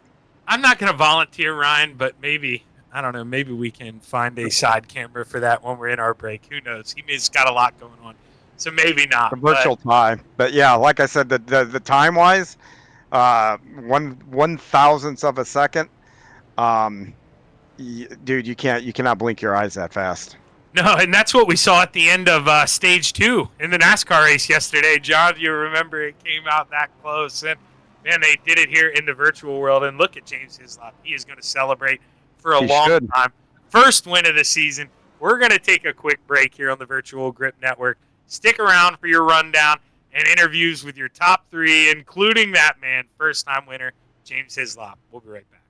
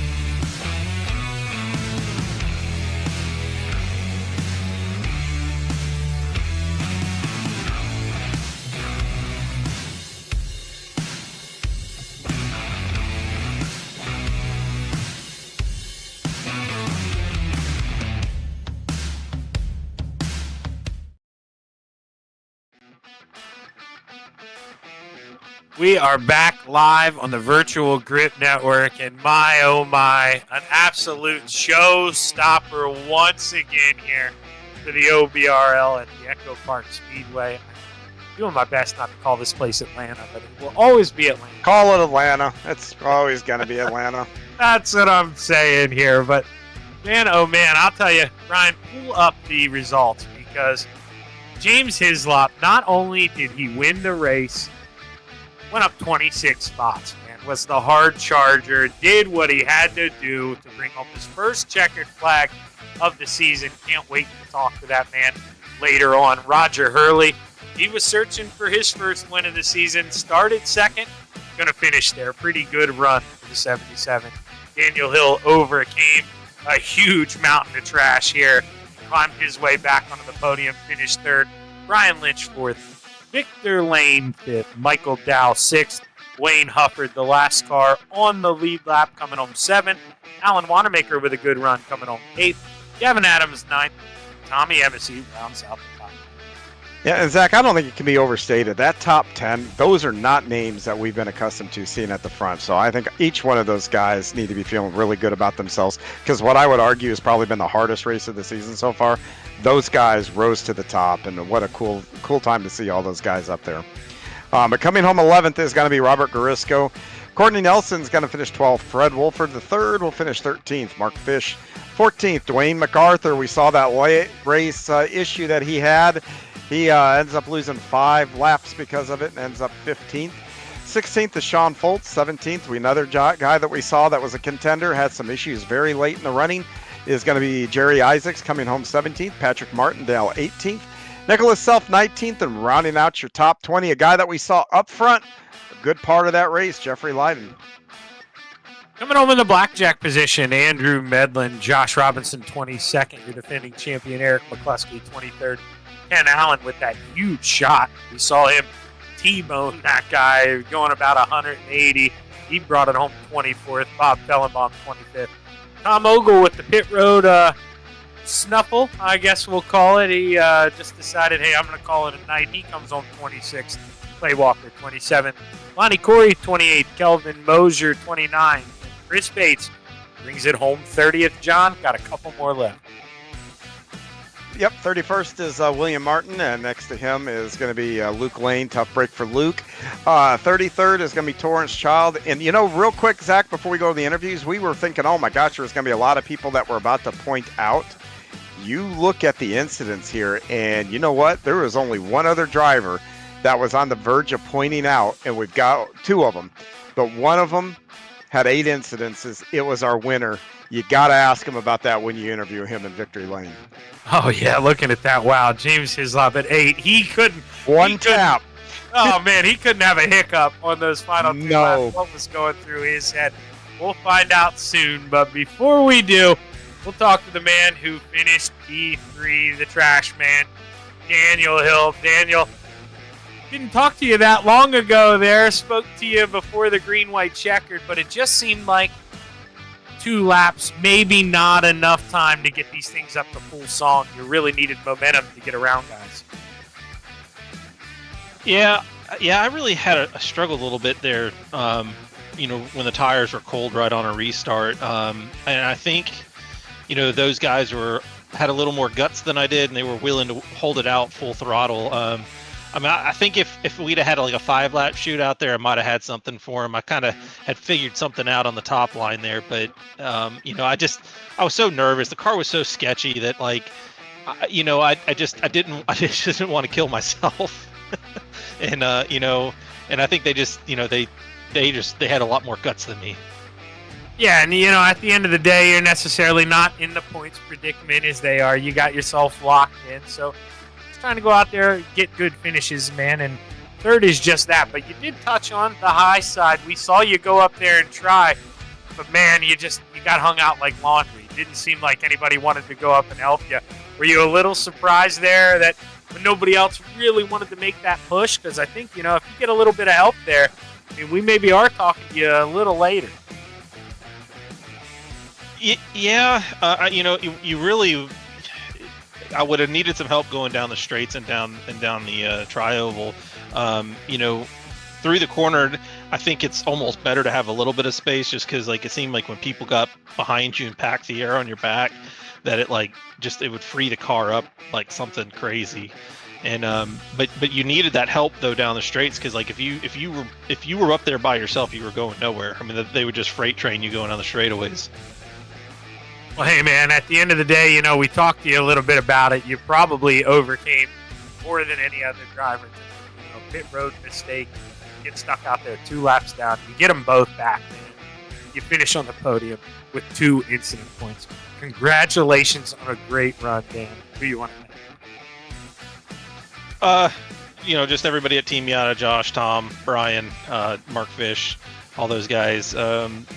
Shout out to the league admins and all of our fantastic sponsors we have that make this place so awesome, and you guys too for all your phenomenal broadcasting. I love going back and rewatching the races the next day, and shout out to my wife because she always puts up with me doing this stuff. So, but yeah, thanks guys. Well, hey man, before we actually kick you out of here, I'm terrible with this, but I remembered I'll beat John to it, so you can't remind me. We're going road course racing next week, man. How do you feel going into Chicago? We confident? I mean, are we excited about all the sights we get to go see out there? Well, I can tell you this much. The first time I ran that course, I was terrified of it, and I spent, I don't know, I probably practiced 400 laps there last year getting ready for the race, and it paid off, and it's probably going to take that much again to, you know, to hopefully help me again. But there's a lot of fast road course guys in here, and you know, but I love road courses. They're probably my favorite courses to run. That and short track. So I'm looking forward to it. Well, hey, a couple more of them coming up on the schedule. Let's add to the win column, Daniel. Hopefully, we're talking to you next week. Great run. Yeah, I hope so, bud. Thanks again. Daniel Hill bringing it home, P3. Now, John, you get the man who brought it home, P2. Oh, so close to that first time. Yeah, I got Roger Hurley. And Roger, you know, I asked one of the in-car questions during the race for someone to describe to me how intense that was. So I'm going to give you the opportunity. Can you describe how intense those last, 10, 15 laps were?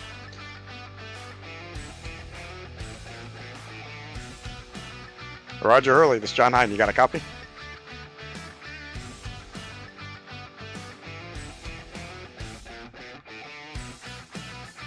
Try one more time here. Roger Hurley, this is John Hine. You got a copy? Well, I guess Roger not going to be available for an interview right now. Maybe we can come back to him after you talk to, I guess, James here, the winner. Yeah, let's go ahead. Let's do that. We'll try to bring him back after. But James, I'll tell you what, man, you didn't make it easy on yourself tonight. Had to start back behind all the chaos, 27th, but you said if anybody can gain 26 spots and win this thing, it's me, brother. And you joined the win club. How are we feeling after that fantastic run? Pretty good. There was a lot of work involved tonight, though. It was just luck more than anything. Well, you know, I mean, sometimes luck plays a little bit of a part, but, you know, you found yourself on the lead lap out front. Were you worried there with that final green-white checkered, or we've kind of seen tonight, you know, you're going to make that move, man. It's tough on cold tires to get this thing wound up. Did you feel confident going into that final 2 laps? Not really. I figured they were going to end up getting a run behind me there, but they didn't. They got side by side, and it just kind of stalled them out, it seemed like. Well, you know, James, I'm trying to find you here on the points. Okay, so you were sitting 19th, about 36 out. You know, you weren't in the best spot, man, but now you get that win. I mean, how good are you feeling? The monkey's off your back, man. You're in the playoffs. I feel way good about it with the next 2 races being at road courses. I'm not the best at those, so I'm just glad to get this out of the way. Well, you know, that kind of led me into what I was going to ask you. Going to Chicagoland next week, not Chicago, excuse me, not Chicagoland. How do you feel? I mean, that's not your typical road course. I mean, that's a street course, so you got a lot of hills, a lot of different bumps. I mean, you're going to put some time in this week? I've actually practiced the last couple days on it, and I feel like I got a pretty good handle on things. Well, hey, James, congratulations, man. You find victory lane here for the first time. You're going to be in the playoffs, and, man, I'll tell you what, we'll be rooting for that 92 Mobile 1 machine. Heck of a run, brother. Who you want to thank on the win? I just want to thank everybody who put this on, and Victor and YesterYear, just everybody. Appreciate y'all. Well, hey, man, we appreciate this good racing, nonstop excitement. You did it once again here tonight. Great run, James. Hopefully we're talking to you again here soon. I hope so. Thanks, guys. Appreciate it. James Hislop bringing up the win, or bringing home the win. And now, John, let's try this again here. Roger's still sitting there. Maybe we got the mic figured out. Hey, Roger Hurley, this is John Hine. You got a copy?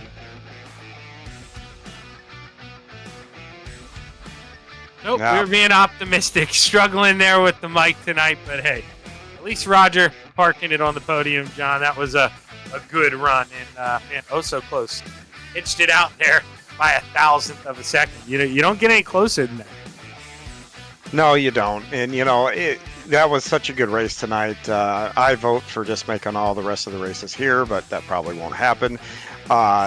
These guys just amaze me every time we watch them. And next week at the road course, I can't wait to see what they do with that, because that is going to be a really, really difficult track to navigate. Yeah, we'll bring up what's coming up next, but man, you hit the nail on the head, because we saw guys kind of struggling under braking coming down pit road. Well, good luck at the road course. Yeah, you get offline next week. They took away some grip. People are going to be slipping and sliding. It is going to be a wild ride. So let's take a look here at the schedule. What's coming up next? John, it looks like you got a new guest here, Jeremy Scott, coming on Tuesday. What can we expect?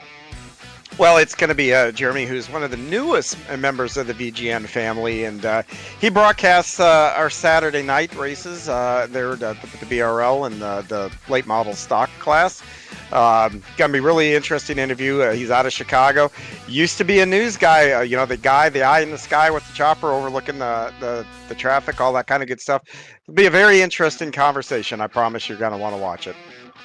You heard us talk about Chicago coming up next Sunday. That's going to be at 8 o'clock, John. I mean, we talked with them a little bit, but we won't have full course cautions. We don't have full course cautions at the road courses. So what can we expect? I would say, as you and Steven try to preach to me, turn off that relative bar. Smooth is fast here. You just want to keep it straight. Yeah, get the relative off, get the track line off of there, and go race. And these guys, they're smart. They know what they're doing. They know how to run these cars. But the name of the game there is race the course. You know what?